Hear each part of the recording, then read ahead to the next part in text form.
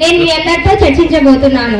ముఖ్యంగా మన ప్రొద్దుటూరు నియోజకవర్గం డెవలప్ అయింది అనగా అనేదానికి ఉదాహరణ ఏమిటంటే ఈ చెన్నమరాజుపల్లె గ్రామమే ద్వారా ఈ చర్చి కట్టడం సాధ్యమైంది.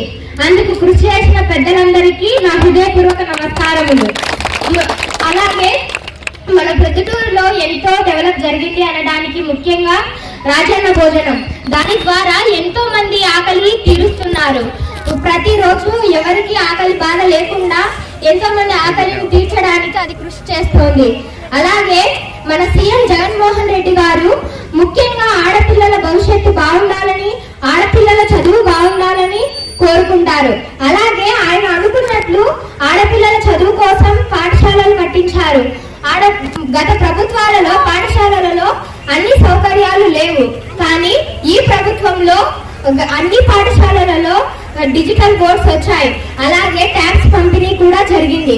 దానివల్ల ట్యాక్స్ పంపిణీ ద్వారా టెక్నాలజీ ఇంప్రూవ్ అవ్వడంతో పాటు పిల్లవాడి రీడింగ్ స్కిల్స్, లెర్నింగ్ స్కిల్స్ కూడా ఇంప్రూవ్ అవుతున్నాయి.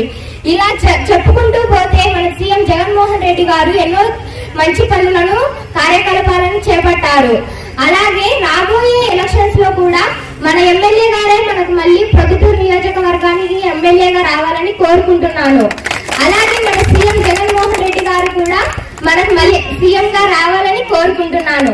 ఇంత మంచి అవకాశం నాకు ఇచ్చినందుకు అందరికీ నా హృదయపూర్వక ధన్యవాదాలు. సెలవు తీసుకున్నాను.